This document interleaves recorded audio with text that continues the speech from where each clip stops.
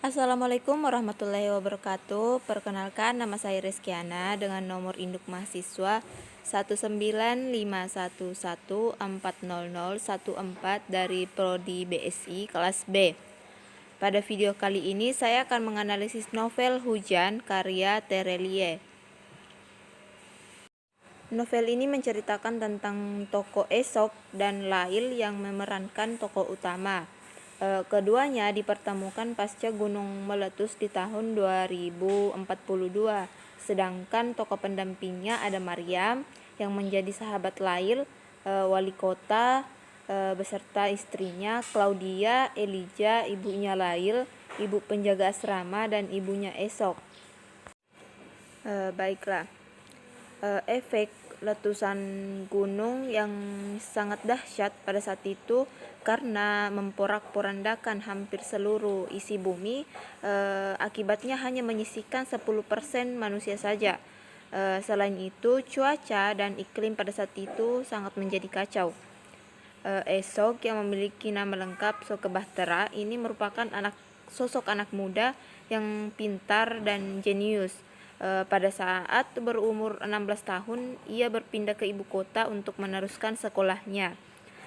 Dan akhirnya ia bisa membuat mobil terbang untuk pertama kalinya. Sedangkan Lail adalah tokoh wanita yang sederhana. Ia tinggal di panti sosial dan menjadi relawan kemanusiaan. Ia juga mengenyam pendidikan di sekolah perawat. Ia menyimpan perasaan cinta selama bertahun-tahun kepada Aesop, namun ia tidak bisa mengungkapkannya. Oleh karena itu, karena kesibukan Aesop, ia tidak bisa menghubungi atau memiliki waktu banyak terhadap Lail.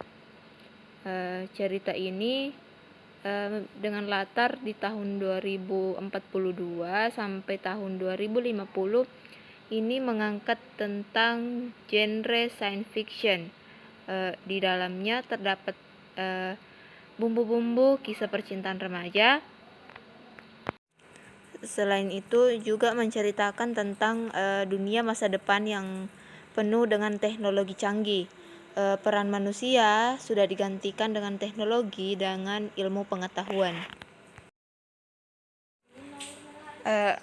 Manusia pada saat itu semakin dimanja dengan teknologi yang ada karena mereka tidak perlu memasak, menjahit, dan mengerjakan aktivitas lainnya.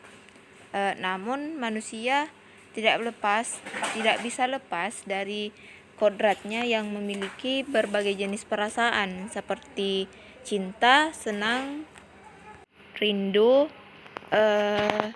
benci, dan lain-lain. Hal inilah yang menimbulkan konflik dalam novel tersebut. Pertama-tama, ia diawali dengan kedatangan Lail yang akan memodifikasi ingatannya di pusat terapi saraf. Saat ditanya, ia justru menjawab bahwa ia ingin melupakan tentang hujan. Kemudian Lail menceritakan tentang kehidupannya dari bencana alam sampai tiba di pusat terapi saraf kepada Elijah yang merupakan paramedis senior. Adapun kelebihan dalam novel tersebut yaitu topik yang diangkat dalam cerita dikemas dengan menggunakan bahasa yang ringan, gampang, dan mudah dipahami. Meskipun halamannya cukup tebal, namun alurnya tetap bagus sesuai dengan jalan ceritanya, tidak dipanjang-panjangkan atau tidak diperlambat sehingga tidak membosankan bagi para pembaca. Ada beberapa bagian yang ceritanya dipercepat, namun jalan ceritanya sulit untuk ditebak sehingga membuat pembaca penasaran.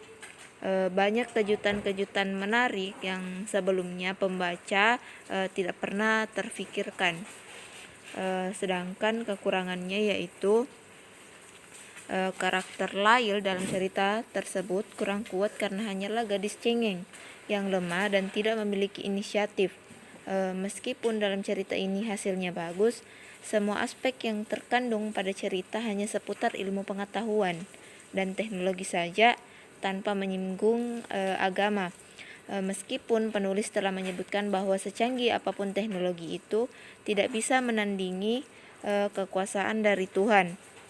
Namun sangat disayangkan tidak dijumpai aktivitas keagamaan seperti berdoa maupun beribadah.